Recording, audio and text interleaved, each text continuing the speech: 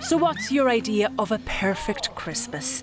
Most of us would picture a blanket of snow on the ground and plenty of time for fun with family and friends. We decided to tag along with 3 Mobile to Presentation Secondary School in Athenry to give the students their perfect Christmas after watching a Christmas advert from 2014 prompted them to write to 3.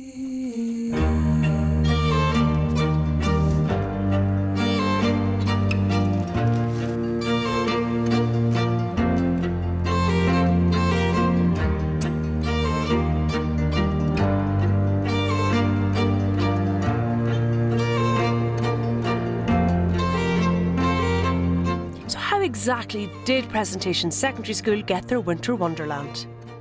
It all started off in your class, in your media studies. Yes, it did. Second year English this time last year. I was teaching media studies, so we were looking at the Christmas advertising campaigns. And my students then were to write letters. Now we hadn't planned to send them, but there was a letter in particular to be sent to 3 Mobile because of their ad campaign selling a cloud. And my students just thought that is false advertising and that it would be mean if you went into a shop. So they decided to write letters that actually had that as the premise, so that they actually went into the shop. They said that they went into the shop and were laughed out of it, and now their Christmas is ruined. So it's great now. They're after getting this surprise.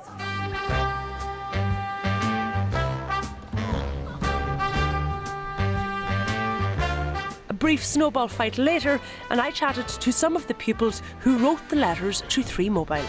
Yeah, we were complaining about the ad because they said you could buy like clouds for Christmas, and my sister was upset by it, so we said like we'd write letters about it because like she was upset about she couldn't get a cloud for Christmas.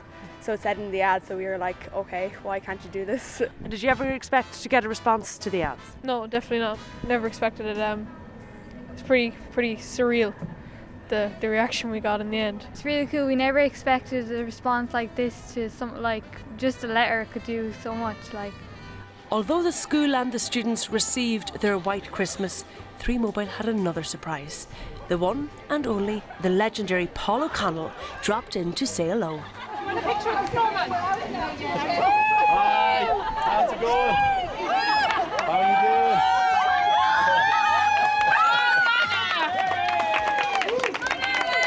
As the students watched in awe of their hero, I have a chat with the man himself. Paul O Connell, you are very welcome to Ireland AM. We're delighted to have you on the programme. Thank you. I'll have to ask the first question. How are you? How's the injury? Yeah, it's good. It's good. It's on the mend. I've been pain-free for a good while now, but I'm still on crutches and I still have a brace, and that's just awkward because I can't do a lot of stuff myself still. I can't drive myself. I have to get Emily has to drive me everywhere, so it's awkward, but I feel good, yeah. You do feel good? Just bored. So I've done very little. I've done a few sponsors events. Obviously I'm here with 3 today, and gone for a lunch a few times with a few guys from the team, from the Munster team and that, but apart from that I've been on the couch at home, reading books and watching TV and that. So getting under Emily's skin? Yeah. I'd say, look, we were away for a long time. She was glad to have me back. I'd say she'd be delighted for me to go again. But yeah, it's just an awkward one, you know. Even for I can't cook food or anything like that. So we've 2 kids in the house, but I'm the one she's probably doing the most work for. Tell me, when you look back at the Rugby World Cup, what is your feeling when you look at it now? An opportunity missed, I think, really. I think we're in great shape. You know, we put in a really good performance against France, and we probably needed to kick on from that. You know, that France game was always going to be a big game for us, and we did the job. And we really needed to get on and be better again. And unfortunately, probably a week later, we were probably worse rather than better. And it's just a shame. It's an opportunity lost, but hopefully we learn from it, and hopefully next World Cup Ireland can go on to semi-final or final and achieve something special. Did you ever think before the France match that might just be your last game for Ireland? I didn't really, you know. I didn't. You can get injured at any instant in a rugby match, so I probably should have thought that, but it's not the right way to be thinking. So You know, in terms of a performance and in terms of the occasion it probably wasn't a bad game to go out in. Do you feel cheated at all? No, not at all. Sure, look, there's plenty of guys get injured. You know, I was lucky to have a very long career. Felix Jones, who's a very good friend of mine with Munster, he's only 28 years of age, I think. He's a fantastic player. You know, he unfortunately had to retire 3 or 4 weeks ago, so I think I've been very lucky. It's disappointing to go out when I did, but I think I've been very lucky. Could you ever see yourself coming back to Ireland in maybe a different capacity, a managerial capacity, for example? Oh, I don't know. Who knows what the future holds? I suppose this is one of the reasons that I'm going to France, is to help, I suppose, help me make those decisions and help me maybe be better qualified for those decisions when they come around. What about the big move to France? How's everybody set? How's your French? My French isn't great. I studied it to my junior cert, and I've been doing lessons kind of on and off since the summer. So, you know, with regard to the move, I don't know where we're at. You see, for me, I need to get out of off the crutches and out of the brace, and I need to get probably a little bit more better and a little bit more steadier on my feet than I am at the moment. But everybody looking forward to it?